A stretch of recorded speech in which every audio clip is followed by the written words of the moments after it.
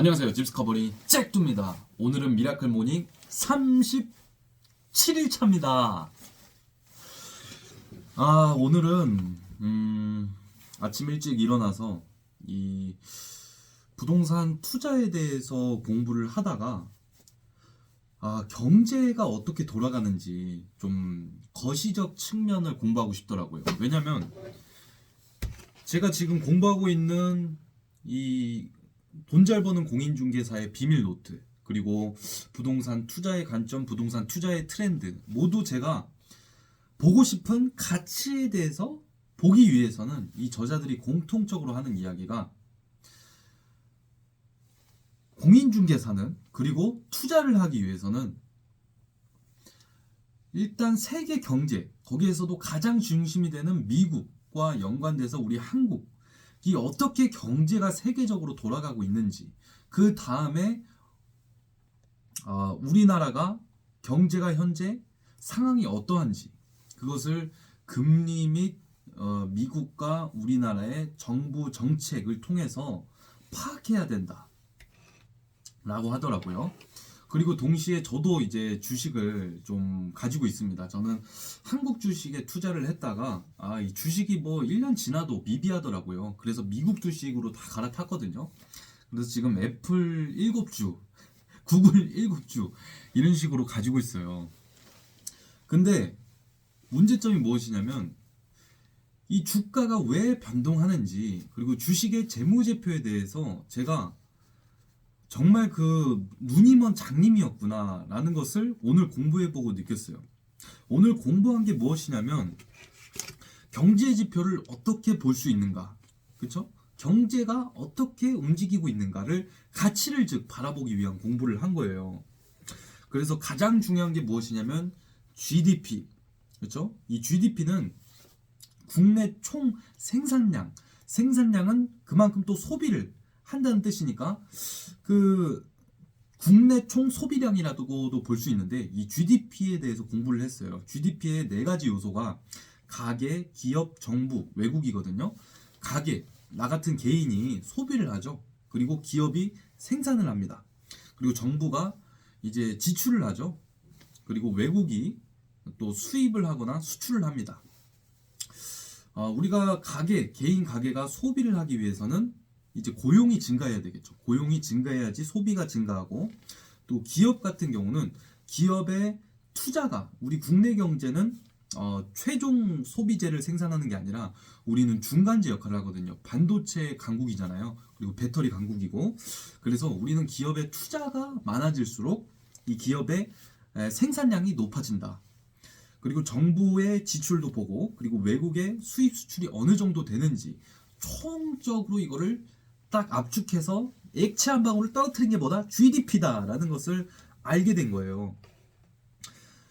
그리고 한국 GDP도 중요하지만 그것보다 훨씬 중요한 게 미국의 GDP거든요. 세계 경제의 중심에는 누가 있다? 미국에 있다. 미국이 깡패다, 이런 이야기를 하는데, 그래서 이 미국의 GDP를 알기 위해서는 비농업 지수의 취업자 수 변동 지수랑, 그리고 소비자 물가랑 뭐 기타 등등을 파악해야 된다고 하더라고요. 그래서 그런 부분들 어렵지만 좀 공부를 해봤고요. 지금 보니까 저는 어떤 사실을 또 알게 됐냐면, 전 세계 인구가 81억이라는 거를 오늘 처음 알았고, 그 중에 한국은 고작 몇 명? 5천만 명이다. 5천만 명. 거기에 서울은 몇 명? 900만 명입니다. 900만 명. 지금 경제 성장률이 가장 높은 나라는 인도입니다. 왜? 인도의 값싼 노동력을 이 세계 기업들이 이용을 하고 있거든요. 그래서 중국의 공장을 엄청 지어서 거기서 이제 생산을 하잖아요. 그래서 세계 성장률이 높은 거고, 미국은 2.4%, 우리나라도 1, 2%대 경제 성장률을 바라보고 있는 것 같습니다. 그래서 뭐 볼 게 많더라고요. 제조업 지수, 비농업 취업 지수, 소비자 물가 지수, 소비 판매 지수, GDP 등을 봤는데, 여기서 중요한 포인트는 또 뭐냐면, 미국에서는 그 연준이 금리를 정하는데, 소비자 물가 지수가 2%대에 진입하는 게 목표라고 했는데, 지금 보니까 한 2.4% 정도 되더라고요. 그러니까 물가가 많이 안정이 됐다고 연준에서는 판단할 수도 있겠다. 그러면은 금리를 인하할 가능성이 있겠다라고 볼 수가 있는 거죠.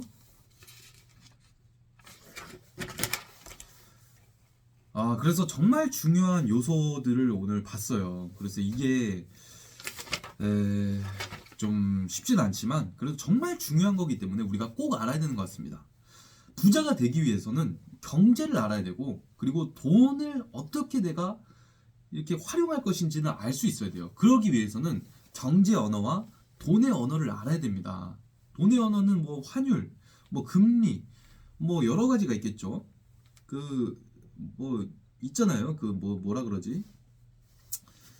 이 금리, 이자인가 배수인가 뭐 그거의 그 규칙도 있고, 그리고 경제적으로는 뭐 GDP, 뭐 재무제표, 기타 등등의 그 개념이 있단 말이에요. 그런 것들을 좀 공부를 했고, 그리고 오늘 재무제표 읽는 법을 배웠어요. 왜냐하면 제가 주식을 보유하고 있는데도 재무제표를 모르니까 그냥 항상 이게 뭐 주가만 보고 있는 거예요. 주가. 근데 그러면 안 된다는 거죠. 그래서 재무제표 읽는 법을 배웠는데 오늘은 어떤 것을 배웠냐면 ROE, 그리고 PER, 펄이라고 하죠.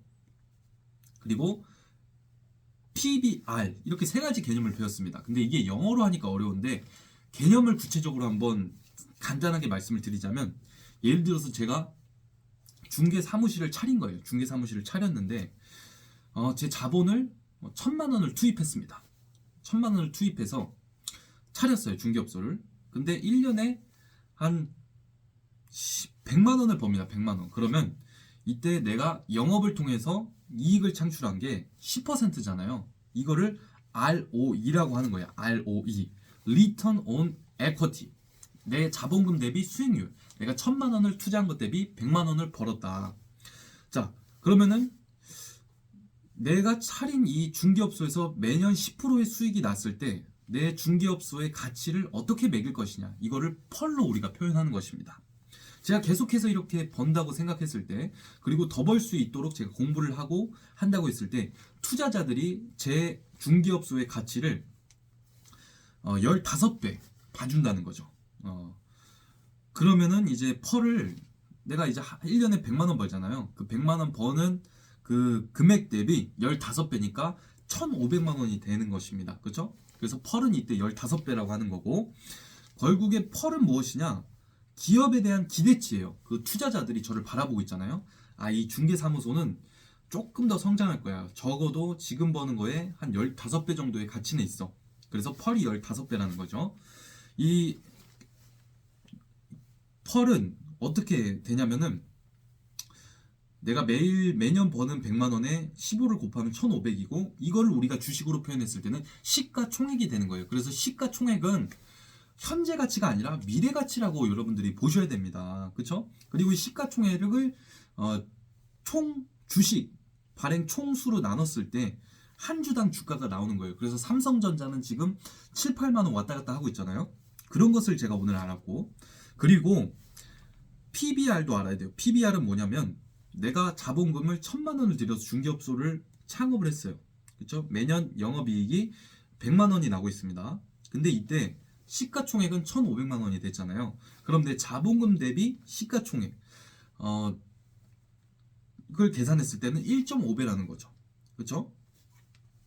그래서 이 PBR이 내 자본금에 비해서 너무 시가총액이 높아. 그러면은 이거 거품 아니야? 이렇게 볼 수 있다는 거죠.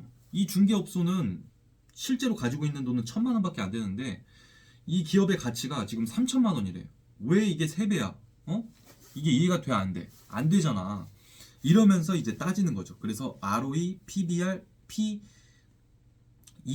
이거는 정말 중요한 개념이라는 것을 오늘 배우게 됐어요. 그리고 이제 영업이익과 단기 순이익이라는 개념도 배웠는데, 영업이익은 무엇이냐면 오직 내가 영업을 해서 번 돈을 영업이익이라고 하더라고요. 그렇죠? 그리고 단기 순이익은 뭐냐? 내가 부동산을 하면서 내 집값이 오를 수도 있잖아요. 그리고 내가 무인 빨래방을 차린 거예요. 그럼 무인 빨래방에서도 50만 원씩 나올 수도 있잖아. 그러면은 그거를 영업이익으로 내가 봐서 1,000만 원에서 오직 부동산으로 중개업을 통해서 창출하는 이익은 100만 원인데 내가 가지고 있는 집과 그리고 무인 이 빨래방에서 나오는 수익까지 다 포함해서 내 매출은 300이야. 영업이익은 300이야. 이렇게 얘기하면은 펄이 거기다 15배 곱하면은 4,500만 원이 되잖아. 그러면은 이거는 말이 안 된다. 이렇게 얘기할 수 있다는 거죠. 그랬을 때 야, 너가 영업이익, 너 중개업으로 한 돈만 너가 말해줘. 그 나머지는 단기 순이익으로 표현해. 이렇게 얘기를 해서 단기 순이익이 있는 거예요. 단기 순이익은 그래서 단기는 이번 기수에 이번 분기 때 벌어들인 순이익, 총이익 이 합이라고 보실 수 있습니다. 여기에 영업, 부동산, 뭐 기타 모든 내 수익을 합친 게 단기 순이익이고 중개업을 통해서만 벌어들인 돈은 영업이익이다. 그래서 이때 또 이제 중요한 게 단기 순이익 대비 영업이익이 높다면 왜 단기 순이익은 낮을까? 이런 고민도 한번 해봐야 되고 그래서 우리가 재무제표를 이런 개념들을 통해서 확인할 수가 있는 거예요. 지금 이제 보면은 제가 애플과 구글 주식을 가지고 있는데 각 매출액을 보니까 애플은 정말 이게 계산이 안 됩니다. 이게 진짜 어떻게 표현해야 되는지 모르겠는데 89,498 100만 달러예요. 그러니까 몇백조인 거죠. 그래서 애플의 펄은 46배입니다. 그래서 기업의 가치를 지금 벌어들이고 있는 영업이익의 46배로 쳐주는 거죠. 그쵸? 그것 대비해서 내가 가지고 있는 주가가 적정한지 판단할 수 있어야 된다는 거죠. 구글은 상대적으로 펄이 낮더라고요. 6.55였습니다. 지금 벌어들이는 영업이익의 6.55배니까 저평가돼 있을 수도 있고 아니면은 왜 투자자들이 이렇게 기업의 가치를 6% 정도로 낮게 평가했을까? 그것도 한번 생각해 볼 수 있겠죠. 그래서 이렇게 재무제표를 통해서 지금 기업의 가치가 어떻게 평가되고 있고 기업이 가지고 있는 총 가치 금액 그리고 실제 영업이익 그리고 펄, ROE 그리고 뭐 지금 저도 헷갈리네. PBR 이런 것들을 내가 볼 수 있어야 된다는 거죠. 볼 수 있어야 기업의 가치를 흐름을 볼 수 있고 내가 지금 투자하는 이 주가가 적정한지 고점인지 저점인지 파악할 수 있다는 거죠. 이렇게 했을 때 우리는 장기적인 투자도 할 수 있는 거고 숲을 바라보고 나무를 바라볼 수 있게 되는 것입니다. 그래서 이 경제 언어와 이 주식 언어는 무조건적으로 배워야 된다. 그리고 부동산적으로 우리가 또 배워야 될 언어가 있는데 바로 무엇이냐? 바로 경매 언어라는 것입니다. 그래서 경매 언어도 제가 꾸준히 공부를 해서 여러분들에게 공유를 할 예정입니다. 제가 그리고 어제 읽었던 책 중에 너무나 공감 가는 내용이 있어서 하나 읽어드릴게요. 인생의 정답은 없으나 힌트는 있다. 힌트는 스스로 찾아야 한다. 진정한 인생 역전은 자신의 터닝 포인트를 발견하고 그것을 자기 인생의 결정적인 순간으로 만들어가는 사람이다. 그렇죠?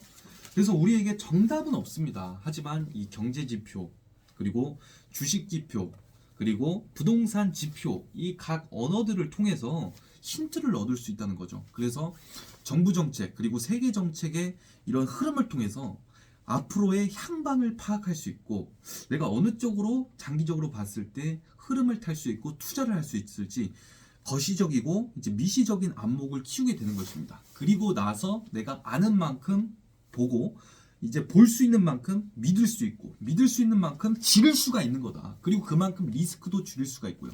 그래서 너무너무나 이 힌트를 찾기 위해서 노력을 해야겠다라는 생각이 듭니다. 그래서 아침 시간을 정말 활용해야 되는 이유는 우리가 가치를 보기 위해서는 항상 말했지만 시간이 필요합니다. 누군가에게도 방해받지 않은 시간. 그때가 언제냐? 딱 아침 6시 이후에 아침 6시부터 오전 한 9시 전까지 이렇게 딱 3시간 정도가 가장 나에게 누구에게 방해받지 않고 가치를 발견하고 탐구할 수 있는 시간이다 라고 말씀을 드리도록 하겠습니다. 네, 오늘도 미라클 모닝 학원 마치고 출근을 하도록 하겠습니다. 나는 연 10억의 가치를 만들기 위해 매일 아침 공부하고 있다. 나는 인생을 끌려다니지 않고 스스로 개척하고 결정했다. 나는 내일 과거가 아닌 오늘을 살고 있다. 나는 가슴이 시키는 일을 하고 있다. 나는 매일 아침 출근하는 길이나 퇴근하는 길이 설렌다. 나는 중개업을 할 때 가장 행복하고 감사하고 있다. 나는 나만의 스토리를 담은 책을 출간하였고 그 책은 베스트셀러가 되었다. 나는 소액 투자를 통해 경제적 자유를 얻었고 지금도 재밌게 투자하고 있다. 나는 매일 아침 책을 통해 아이디어와 영감을 얻고 있다. 나는 부동산학 박사이며 부자이며 지속적 투자자다. 나는 지혜롭게 베풀며 사랑을 나눈다. 나는 매일 조금씩 자라나고 있다. 감사합니다.